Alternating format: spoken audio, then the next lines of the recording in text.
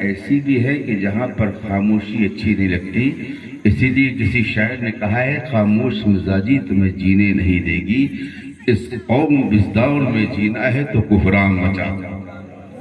اس لیے اگر تم واقعی سچے حسینی ہو، حسین سے محبت کرنے والے ہو تو حسینی بن کر تو دکھاؤ۔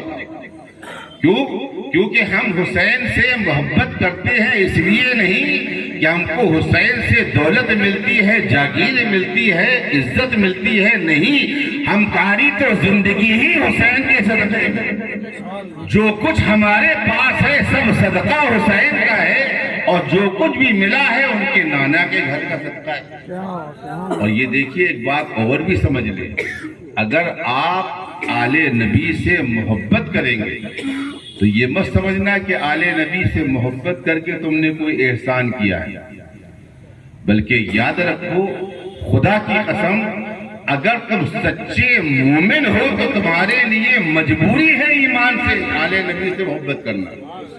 بغیر آل نبی کی محبت کے ایمان کامل ہی نہیں ہوتا، محبت ہی ممکن نہیں ہوتی۔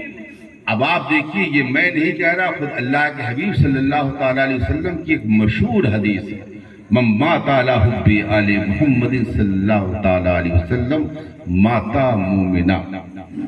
اور دوسری حدیث میں فرمایا من مات علی حب آل محمد صلی اللہ تعالیٰ علیہ وسلم ماتا شہیدہ۔ ماشاءاللہ علماء بھی بیٹھے، آپ ان سے بار بار سنتے رہتے ہیں۔ اب اس کا مفہوم کیا ہے کہ جو میری آل اولاد کی محبت میں دنیا سے گیا ہے، من مات علی حب آل محمد، آل نبی کی محبت کے ساتھ جو دنیا میں جیا رہا اور دنیا میں اسی عالم میں ان کی محبت کے ساتھ گیا، تو کیا ہوگا؟ اللہ کے نبی صلی اللہ تعالیٰ علیہ وسلم نے فرمایا غیب دان نبی نے کہ وہ اس طرح گیا ہے کہ جو مومن کی موت ہے اس نے ایمان کی موت پائی۔ من ماتا آل محمد صلی اللہ تعالیٰ علیہ وسلم ماتا شہیدہ، اور خالی ایمان کی موت ہی نہیں ملے گی بلکہ تم کو ساتھ میں شہادت کی بھی فضیلت ملے گی۔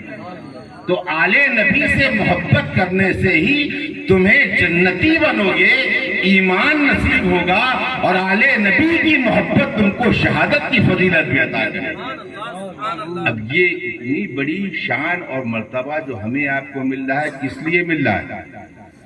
آل نبی یعنی حسنین سے، بی بی فاطمہ سے، مولا علی سے، ان کے گھرانے سے، ان کے خاندان سے اگر تم کو سچی محبت ہے اور اسی محبت کے ساتھ دنیا میں جیے اور اسی محبت کے ساتھ دنیا سے گئے تو یقین رکھو کہ تمہاری بخشش ہو جائے گی۔ اب یہاں بہت سارے ہمارے بھائی بیٹھے ہیں ماشاءاللہ، نمازی دور سے نظر آ رہے ہیں، داڑھی بھی ہے، ٹوپی بھی ہے، اور ان کا لباس بتا رہا ہے کہ 5 وقت کے نمازی ہیں۔ اسٹیج میں بھی ہیں الحمدللہ، اور آپ لوگوں کے بیچ میں بھی ہیں۔ کچھ ایسے بھی ہیں کہ جو جمعے والے ہوں گے، اور شاید کوئی ایسا بھی ہوگا کہ جس کو صرف عید کی نماز ہی ملتی ہوگی بیچارے کو۔ اللہ تعالیٰ ہدایت عطا فرمائے مسلمانوں کو۔ میرے دوستو ذرا غور کرو، اگر تم محرم میں محرم مناتے ہو 10 دن تک، طرح طرح کی باتیں محرم میں ہوتی ہیں کہ محرم میں یہ کرنا چاہیے، وہ کرنا چاہیے، ایسا نہیں کرو، ویسا نہ کرو، یہ سب کچھ سنتے ہو، سب کچھ کرتے ہو، جو من میں آتا ہے کرتے ہو، مگر کبھی یہ بھی تو سوچ لینا کہ جس حسین کی تم یاد منا رہے ہو، اس حسین نے کبھی زندگی میں کوئی ایسا موقع آیا کیا کبھی کہ حسین کی 1 وقت کی نماز چھوٹی ہو؟ اگر تم غلام ہو تو غلام کی کا حق تو ادا کرو۔ سچے غلام تو وہی ہیں کہ جو اگر حسین سے محبت کرتے ہیں تو حسین کی نماز سے بھی محبت کریں گے نا؟ دعا کرو اللہ سے کہ اللہ تعالی ہم سب کو 5 وقت کا نمازی بنائے۔ اور یاد رکھنا آل نبی یہ اسلام پر ان کا وہ احسان ہے کہ آج جو دنیا میں اذان ہو رہی ہے، نماز ہو رہی ہے، اور جو بھی عبادتیں باقی ہیں یہ سب صدقہ ہے امام حسین۔ اگر کربلا پہ حسین سب کچھ نثار نہ کرتے، قربانی نہ دیتے، تو آج روئے زمین پہ نہ اذان نظر آتی، نہ کوئی مسجد نظر آتی، نہ کوئی نمازی نظر آتی۔ تو یہ تو امام حسین کا صدقہ ہے یار. ارے ذرا غور تو کرو ہم کس حسین کے ماننے والے. ہمارا حسین تو وہ حسین ہے کہ جس کو ہم نے نہیں, دنیا کے بڑے بڑے جو دنیا کے مشہور لوگ ہیں, حد تو یہ ہے کہ ہمارے بھارت دیش کا جس نے بھارت کو آزاد کرایا, جنہیں ہم گاندھی جی کے نام سے یاد کرتے ہیں, ان کی بھی ہسٹری اٹھا کے دیکھ لو تو خدا کی قسم گاندھی جی نے بھی حسین اعظم کی تعریف کی. تو حسین وہ ہے کہ جن کے بڑے بڑے سورماؤں نے تعریف کی ہے, اور دنیا یہ کہنے پہ مجبور ہو گئی کہ ظلم کے خلاف اگر کسی بندے نے سب سے پہلے آواز اٹھائی ہے تو وہ حسین اعظم. ظلم کے خلاف آواز اٹھانے والی ہستی حسین اعظم ہے. تو میرے دوستو یہی تو وجہ ہے کہ آج دیکھو, آپ محبہ میں دیکھو, میں باندہ میں دیکھتا ہوں, لوگ اپنے اپنے انداز میں محرم مناتے ہیں نا. آپ کے پیچھے بھی امام بڑا ہے. یہاں میں بات اس کی نہیں کر رہا کیا چیز صحیح ہونا چاہیے کیا چیز نہیں ہونا چاہیے, مگر آپ اپنی آنکھوں سے دیکھتے ہو محرم میں جتنے مسلمان نظر آتے ہیں اس سے کہیں زیادہ غیر مسلمان نظر آتے ہیں نا. کوئی ڈھال اٹھائے ہے, کوئی علم اٹھائے ہے, کوئی کچھ کر رہا ہے. کیا وجہ؟ بھئی یہ دھرم تو ہمارا ہے, مذہب تو ہمارا ہے, یہ تو اسلام کے سارے کام ہیں نا, سارے کام اسلام کے ہیں. پھر یہ ہمارے ہندو بھائی کیوں کرتے ہیں؟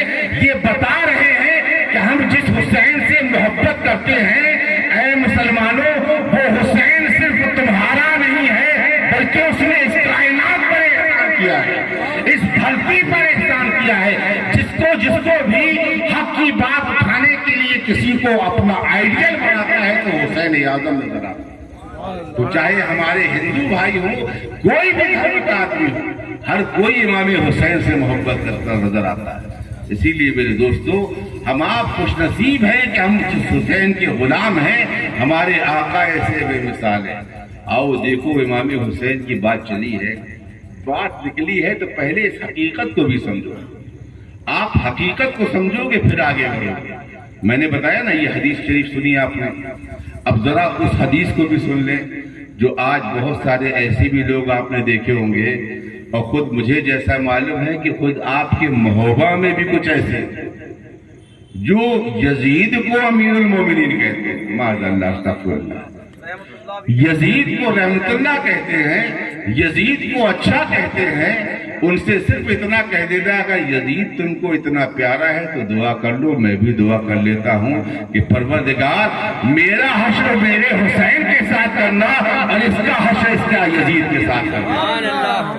اگر تمہیں اتنا ہی پیارا ہے یزید, اگر تم کو یزید سے اتنی ہی محبت ہے تو دعا کرو کہ جو انجام یزید کا ہوا پروردگار وہی میرا بھی انجام کر دے. نعرہ تکبیر, یا رسول اللہ, امام حسین زندہ باد, سادہ حضور سیاح ایشیا زندہ باد, نعرہ تکبیر, اللہ اکبر. تو میرے دوستو ذرا غور تو کرو حدیث شریف میں کیا ہے. ہمارا عمل قرآن پر حدیث پر رہنا, اور اللہ کے نبی صلی اللہ تعالی علیہ وسلم کیا فرما رہے, فرماتے من مات علی بغض آل محمد صلی اللہ تعالی علیہ وسلم ماتا کافر. اللہ اکبر.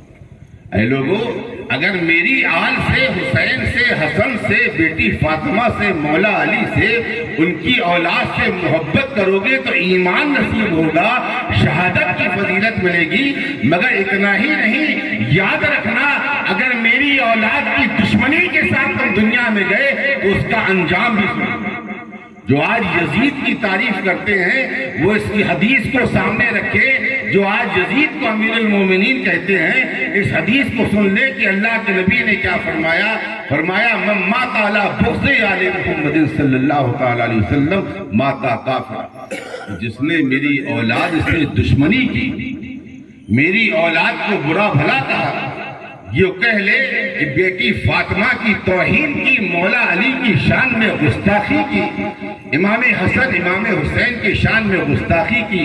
اے لوگوں یاد رکھنا تم نے خالی ان کی گستاخی نہیں کی بلکہ یاد رکھو جس نے ان کی گستاخی کی ان کی شان میں, ان کا انجام کیا ہوگا. فرمایا مصطفیٰ جان رحمت نے کہ وہ ایسے مرے گا کہ جیسے وہ ایمان سے دور ہے, کفر کی موت عالم میں جائے گا. اللہ اکبر. اللہ تعالیٰ ہم کو اور آپ کو سمجھنے کی توفیق دے. ہمیں آپ کو ایمان چاہیے. اچھا یہ بتائیے جتنے لوگ بیٹھے کون ایسا ہے کہ جو جنت میں نہیں جانا چاہتا؟ سب جانا چاہتے ہیں کہ نہیں؟ جنت میں کون کون جانا چاہتا ہے؟ ہاتھ اٹھا دیں. ماشاءاللہ. جنت کہہ لیں ہندی بھاشا میں کہہ لیں سورگ. سورگ میں ہر کوئی جانا چاہتا ہے نا. جنت میں سب کوئی جانا چاہتا ہے نا. چاہتا ہے کہ نہیں؟ بولیے. سب جانا چاہتے ہیں. اور جنت ہم لوگ نماز پڑھتے ہیں کس لیے پڑھتے ہیں؟ تاکہ جنت میں چلے جائیں. روزے کیوں رکھتے ہیں؟ بولیے بولتے جائیے تھوڑا سا آپ لوگ. روزے کیوں رکھتے ہیں؟ تاکہ اللہ ہمیں آپ کو جنت دے, ہے نا. اگر یہ امید ختم ہو جائے تو آدھے سے زیادہ مسجدوں میں تالے لگ جائیں. اسی امید پر جاتے ہیں کہ جنت ملے. صحیح کہہ رہے ہیں نا؟ اسی لیے جاتے ہیں نا. اب ذرا آپ یہاں پر ماشاءاللہ اسٹیج میں دیکھیے علماء بیٹھے. آپ ان سے پوچھیں کہ حضرت میں 20 سال سے نماز پڑھ رہا ہوں, ایک ٹائم کی نماز نہیں چھوٹی, کیا میں جنتی ہو گیا؟ تو محبہ کا کوئی ایسا مفتی ہوگا جو گارنٹی لے لے؟ بولیے. کوئی ہمارے پیچھے چچا بیٹھے بزرگ جنہوں نے 50 سال سے نمازیں پڑھ رہے ہوں گے, کیا 50 سال نماز پڑھنے کے بعد کوئی جنتی ہو جائے اس کی گارنٹی ہے؟ نہیں. اب آپ خود سوچ لو جتنے نوجوان بیٹھے ہو, 50 سال والوں کا جب پورا نہیں ہو رہا, تم تو 1-2 سال کے ہو.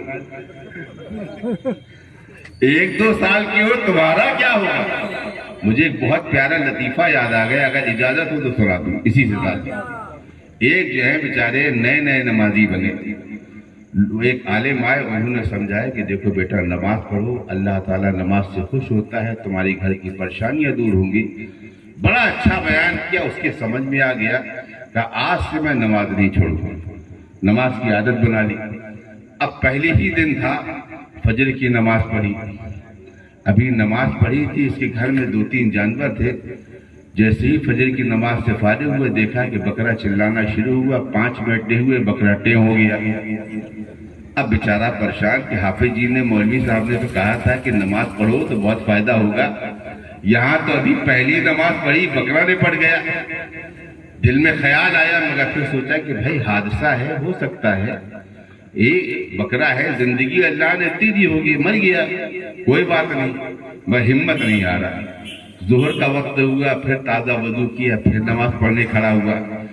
ابھی ظہر کی نماز ہی پڑھ رہا تھا کہ دوسری بکری جو تھی وہ بھی ٹیں ہو گئی تھی. اب یہ بیچارہ پریشان ہوا, سلام پھیرا, دیکھا یہ کیا, صبح بکرا گیا اور ظہر کی نماز میں بکری گئی. اب یہ پریشان ہوا, مگر اب اس کی ہمت ڈولنے لگی. بیوی نے کہا دیکھو اتنی جلدی ہمت مت ہارو, اللہ کبھی کبھی امتحان بھی لیتا ہے. بات سنی, ہمت تو نہیں ہاری, مگر کہا چلو ٹھیک ہے, جب ارادہ کیا ہے تو نماز پڑھی رہی. عصر کا وقت ہوا کسی طریقے سے. جب عصر کا وقت ہوا, ابھی وضو کر رہا تھا, کیا وہ بکرا بھی مر گیا, بکری بھی مر گئی, اس کا چھوٹا سا بچہ تھا. اب بیچاری کی جس بچے کی ماں مر جائے تو بچہ چلائے گا کہ نہیں چلائے گا؟ بولیے.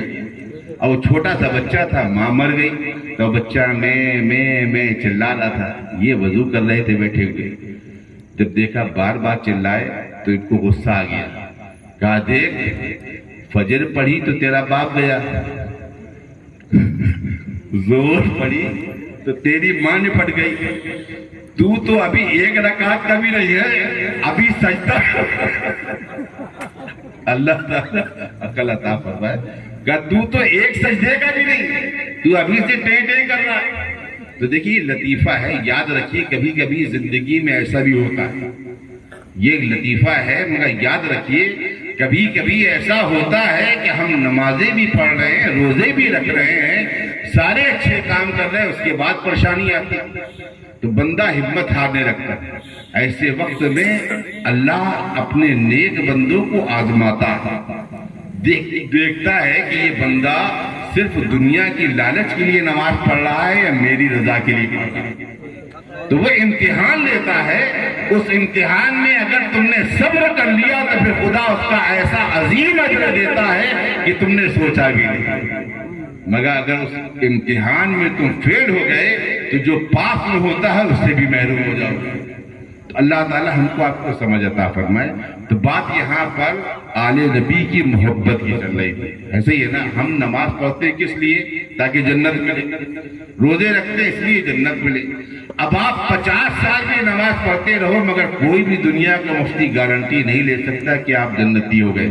لے سکتا ہے؟ بولیے، نہیں لے سکتا۔ اب امت پریشان ہو گئی کہ ہم 20 سال پڑھیں کہ 50 سال پڑھیں کہ آخری وقت تک نماز پڑھتے رہیں، گارنٹی تو نہیں کہ جنتی ہو جائے گا، بخشش ہو جائے۔ ہر سال روزے رکھتے ہیں اور رکھتے رہیں گے مگر اس کے بعد بھی گارنٹی تو نہیں کہ جنتی ہو جائے۔ امت پریشان ہو گئی کہ کوئی ایسا عمل تو ہو کہ جس عمل کو ہم کریں تو ہمیں گارنٹی مل جائے۔ یہ دیکھیے، یہ الگ بات ہے کہ نماز پڑھنے سے ہم آپ خدا سے قریب ہو جاتے ہیں، روزے رکھنے سے ہم خدا اور اس کے حبیب سے قریب ہو جاتے ہیں، مگر گارنٹی کوئی نہیں لے سکتا کہ اسی میں بیڑا پار ہو جائے۔ اگر گارنٹی ہوتی نا نماز میں تو ہم آپ کی نماز تو بہت کم ہے۔ شیطان نے 6.5 لاکھ برس عبادت کی، 6.5 لاکھ برس تک عبادت کرنے کے بعد بھی نتیجہ کیا نکلا؟ لعنت کا طوق اس کے گلے پہ ڈل گیا۔ آج جو عید کی نماز پڑھتا ہے نا، اس سے بھی کہہ دو کہ تو شیطان ہے تو تم کو ڈنڈا لے کے دوڑا دے۔ جو صرف سال میں ایک نماز پڑھتا ہے عید کی، وہ بھی شیطان نام سے ہی نفرت کرتا ہے۔ تو جس نے 6.5 لاکھ برس سجدے کیے اس کے بعد بھی انجام کیا ہے؟ لعنت کا طوق۔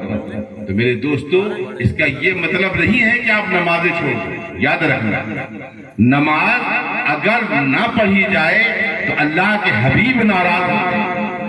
ہمارے آقا فرماتے ہیں نماز ہمارے آقا کی آنکھوں کی ٹھنڈک ہے۔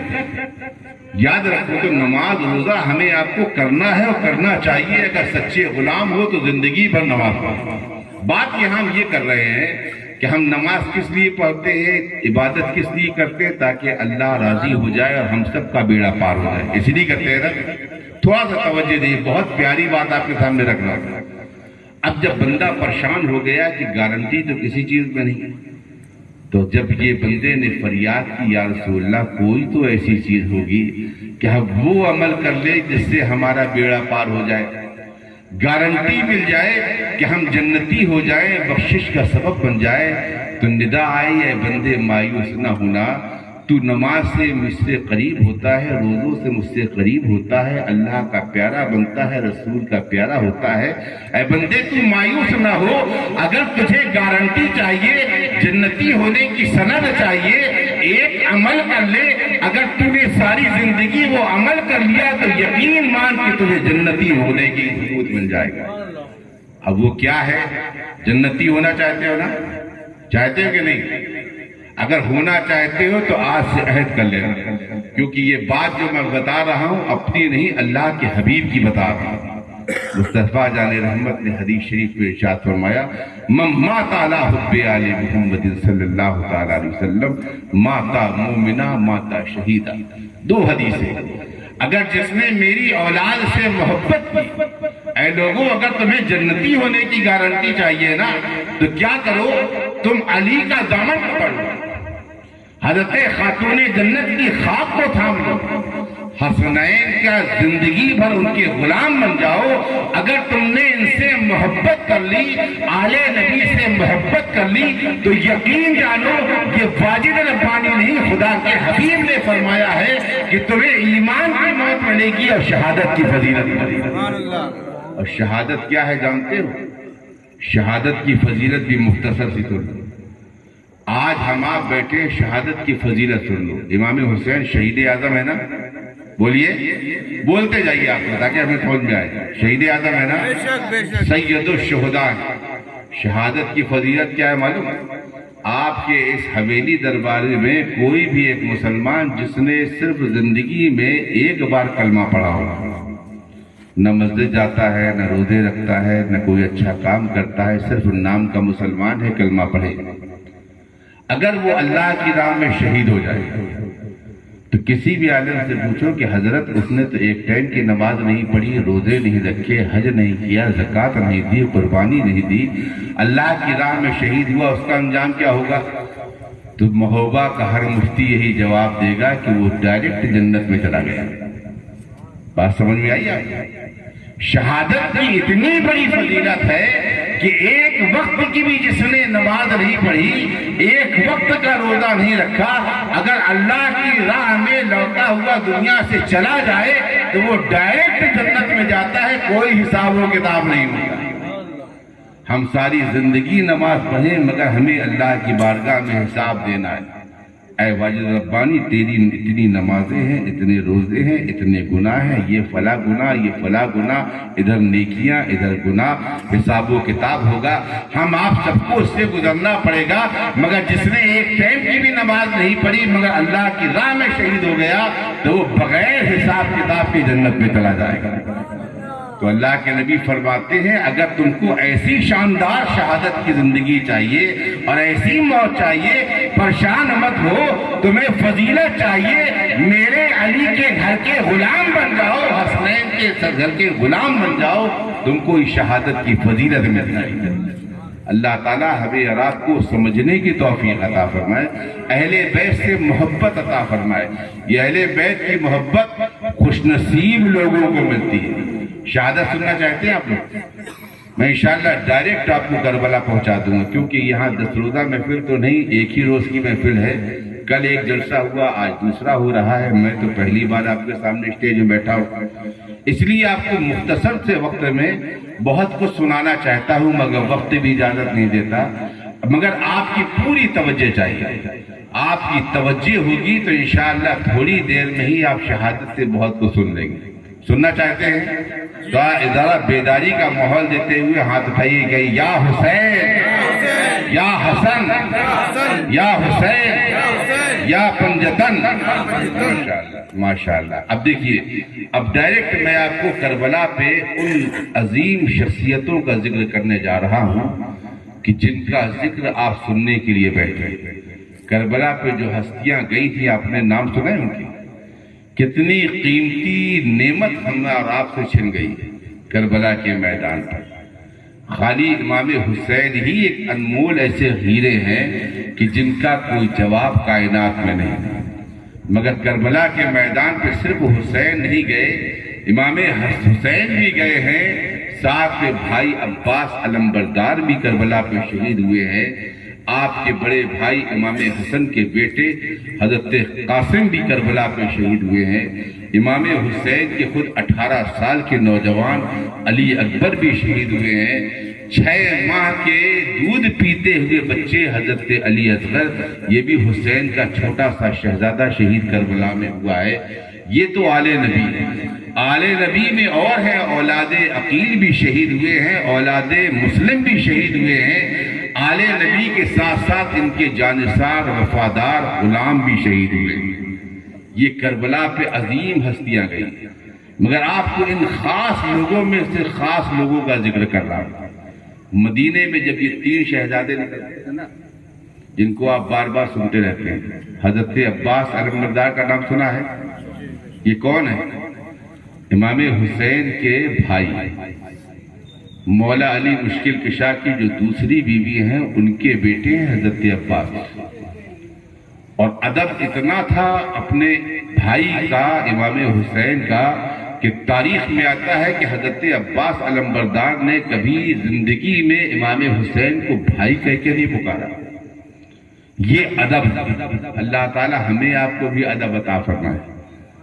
جو بھائی ہیں، امام حسین بھائی ہیں کیونکہ یہ خاتون جنت کے بیٹے ہیں، اور حضرت عباس دوسری بیوی کے بیٹے ہیں، تو بھائی بھائی ہوئے نا، باپ ایک ہی۔ مگر ساری زندگی حضرت عباس نے امام حسین کو بھائی نہیں کہا، جب بھی کہا تو یا امام کہہ کے پکارا۔ یہ ادب احترام کربلا کے میدان سے ہم کو ملتا ہے۔ امام حسین نے خود آخر میں یہاں تک ایک روایت ملتی ہے کہ فرمایا اے عباس اب تو کربلا میں ہو، ایک بار تو بھائی کہہ دو۔ کہا آقا غلام غلام ہوتا ہے، آقا آقا ہوتا ہے، میری جگہ آپ کے قدموں پہ ہے، یہی میرے لیے بہت بڑا اعزاز۔ یہ ہے حضرت عباس، یہ بھی کربلا پہ شہید ہوئے، اور حضرت قاسم یہ حضرت امام حسن کے بیٹے۔ حدیث میں تاریخ میں آتا ہے کہ جس وقت یہ تین شہزادے حضرت عباس، حضرت قاسم اور حضرت علی اکبر جب مدینے میں یہ ایک ساتھ نکلتے تھے نا، تو تاریخ میں آتا ہے کہ مدینے کے مسلمان اپنی دکانوں کو بند کر کے اور ان مبارک چہروں کی زیارت کیا کرتے تھے، ان مبارک چہروں کی زیارت کیا کرتے تھے۔ کیوں کرتے تھے؟ کیونکہ حضرت عباس علمبردار مولا علی کے ہم شبیہ تھے۔ جب کسی کو علی کی یاد آتی تو حضرت عباس کو سامنے کھڑا کر لیتا، مولا علی کی زیارت ہو جاتی۔ اور جب سرکار امام قاسم کو لوگ دیکھ لیتے تو سرکار امام حسن کی ہم شبیہ تھے۔ حضرت امام حسن کے بعد جب لوگوں کو زیادہ یاد آتی سرکار امام حسن کی تو حضرت قاسم کی زیارت کر لیتے، اور حضرت علی اکبر جھوم کے سبحان اللہ کہتے ہیں۔ حضرت علی اکبر یہ وہ خوش نصیب ہیں کہ جب صحابہ بے چین ہو جاتے، تڑپنے لگتے، اپنے نبی کو یاد کرتے ہوئے تو حضرت علی اکبر کو سامنے کھڑا کر دیتے، کیونکہ یہ ہم شبیہ مصطفیٰ ہیں۔ جب کبھی صحابہ کو زیادہ یاد طرف آتی، زیادہ طرف پیدا ہوتی تو حضرت علی اکبر کو کھڑا کر دیتے اور ہم شبیہ مصطفیٰ کی زیارت کر لیتے۔ تو ذرا تصور کرو کربلا پہ کتنی قیمتی دولت حسین نے لٹا دی، کس کے لیے؟ ہم آپ کے لیے، اسلام کے لیے، اسلام کے لیے سب کچھ پیش کیا۔ یہ قیمتی ہستی حضرت قاسم کا ذکر چلا ہے، آج میں انہی کی شہادت پیش کروں۔ سننا چاہتے ہیں؟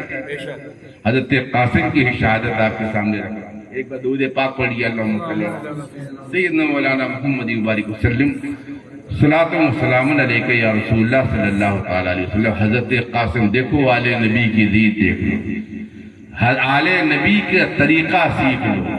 حضرت قاسم جس وقت امام حسین نے تمام خاندان والوں سے کہا کہ اب بیٹا اب تیاری کرو، ہمیں سب کو سوئے مقتل چلنا ہے، شہر مدینہ کو چھوڑ کے جانا ہے۔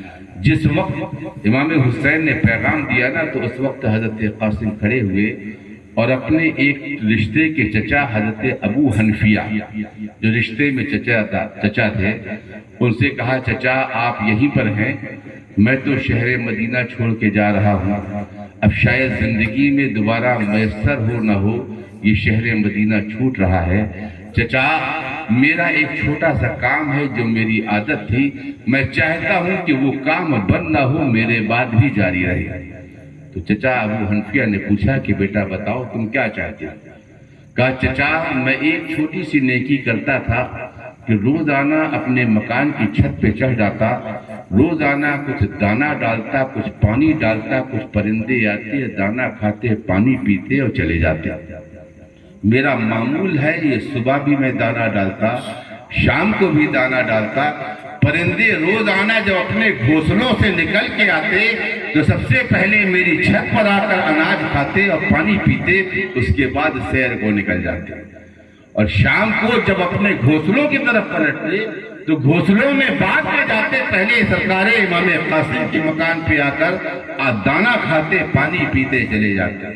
دیکھو یہ آل نبی، ذرا تصور کرو جن سے تم اور ہم محبت کرتے ہیں، ان کے دل اتنے سخی ہیں، انسان تو انسان جانوروں سے ہی محبت کیا کرتے ہیں۔ تو فرماتے چچا میری عادت ہے، اب میں تو جا رہا ہوں، مجھے اس بات کی فکر ہے کہ وہ جو روزانہ میرے گھر پہ پرندے آتے ہیں، جب کل وہ پرندے آئیں گے میرے مکان پر دانہ اور پانی نہیں پائیں گے، ان پرندوں کا دل ٹوٹ جائے گا، یہ قاسم کو گوارا۔ ذرا سوچو ذرا مسلمانوں، ہم اپنے بھائیوں کا اپنے باپ کا دل توڑ دیتے ہیں، حضرت قاسم وہ ہے جو پرندوں کا بھی دل توڑنا گوارا نہیں کرتے۔ بات سمجھ میں آ رہی؟ پرندوں سے اتنی محبت۔ کہا ہے چچا میں چاہتا ہوں کہ یہ خدمت آپ کر دیں۔ فرمایا بھتیجے پریشان نہ ہو، کل سے یہ میرا معمول ہوگا تمہارے بعد کہ میں ہر روز صبح شام برابر دانہ اور پانی ڈالوں گا۔ یہ قافلہ تو یہاں سے روانہ ہو گیا۔ حضرت ابو حنفیہ نقل فرماتے ہیں کہ جس دن سے قاسم چلے گئے میں نے دانہ پانی کا اپنا معمول بنا لیا، روزانہ صبح مکان پہ جاتا، دانہ ڈالتا، پانی ڈالتا، شام کو جاتا، دانہ ڈالتا، پانی ڈالتا۔ مگر عجیب معاملہ تھا، پرندے روزانہ صبح بھی حاضری دیتے، شام کو بھی دیتے، مگر دانا بھی پڑا ہوا ہے، پانی بھی پڑا ہوا ہے، مگر میں اپنی آنکھوں سے دیکھتا پرندے آتے، دانے کے پاس بیٹھتے، پانی کے پاس بیٹھتے، نہ ایک پرندہ کوئی دانا کھاتا نہ کوئی پانی پیتا۔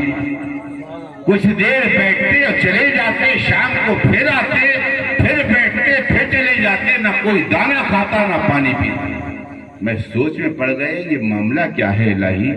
ابھی تک تو قاسم نے بتایا تھا روزانہ دانا بھی کھاتے تھے، پانی بھی پیتے تھے، آج وہی مکان ہے، وہی گھر ہے، وہی دانا اور پانی، اور پرندے بھی وہی ہیں، مگر نہ کوئی دانا کھا رہا ہے نہ پانی پی رہا ہے۔ جب کئی دن گزر گئے تو میرے جواب مل گیا، میری عقل نے کہا اے ابو حنفیہ تو سوچ رہا ہے کہ دانا اور پانی کیوں نہیں کھاتے؟ ارے سن، یہ پرندے دانا اور پانی کھانے نہیں آتے تھے، حضرت قاسم کی زیارت کرنے آتے تھے۔ وہ جو چہرہ مبارک تھا حضرت قاسم کا، اس کی زیارت نہ ہوتی تو اس لیے بغیر کھائے پیے پرندے واپس چلے جاتے۔ تو میرے دوستو یہ ہے حضرت قاسم کہ جو حضرت امام حسن کی شبیہ، جن کو دیکھ کر سرکار امام حسن نظر آتے۔ یہی کربلا کے میدان پر جب امام قاسم پہنچے تو آپ کو ایک اور بھی تاریخ کی خاص بات بتا دوں، جلدی آپ نہیں سن پائیں گے کہ حضرت قاسم یہ وہ خوش نصیب ہے کہ جنہوں نے پھپھی زینب کی گود میں پرورش پائی۔ کس کی گود میں؟ اپنی پھپھی حضرت بی بی زینب کی گود میں پل کے بڑے ہوئے۔ کون بولیے؟ حضرت امام قاسم پھپھی کی گود میں پرورش پائی، اور ان کے سر پر ہاتھ رکھنے والا، پرورش کرنے والا کون ہے جانتے ہیں آپ؟ امام حسین، جنہوں نے اپنے بھائی کی نشانی کو اپنے بیٹے کی طرح پالا۔ کبھی حضرت قاسم کو یہ احساس نہیں ہونے دیا کہ ان کے باپ کا سایہ سر سے اٹھ چکا ہے۔ چچا تھے مگر باپ سے بڑھ کر آپ نے وہ خیال رکھا حضرت قاسم۔ تو پھوپھی کی گود میں پل کے بڑے ہوئے حضرت امام حسین کی شفقتوں کے سائے میں جوان ہوئے، اور جب جوان ہو گئے تو تلوار بازی کا ہنر کس نے دیا ہے؟ وہ حضرت عباس علمبردار، جنہوں نے تلوار کی مشق کرائی ہے، تلوار سکھائی ہے، تلوار تیر اندازی کرنا سکھائی حضرت قاسم کو، تو ان کے استاد حضرت عباس علمبردار ہیں۔ اسی لیے جب میدان کارزار پر حضرت قاسم جا رہے تھے نا، تو ایک استاد کا جو شان ہوتی ہے وہ حق ادا کر رہے تھے عباس علمبردار۔ آپ نے کبھی دیکھا ہوگا، کبھی کشتی لڑتے ہوئے پہلوانوں کو دیکھا ہوگا، جب پہلوان کشتی لڑتے ہیں اگر پہلوان کا استاد وہاں پر موجود ہے تو الگ سے نظر آ جاتا ہے کہ یہ استاد، اس کے رنگ الگ نظر آ جاتے ہیں۔ اپنے شاگرد کو دور سے دیکھتا ہے کہ میں نے جس کو سکھایا ہے اس کے لڑنے کا انداز کیا ہے، اس کا جوہر کیا ہے، اس کا کمال کیا ہے۔ جب استاد دیکھتا ہے تو دل سے تعریف کرتا ہے۔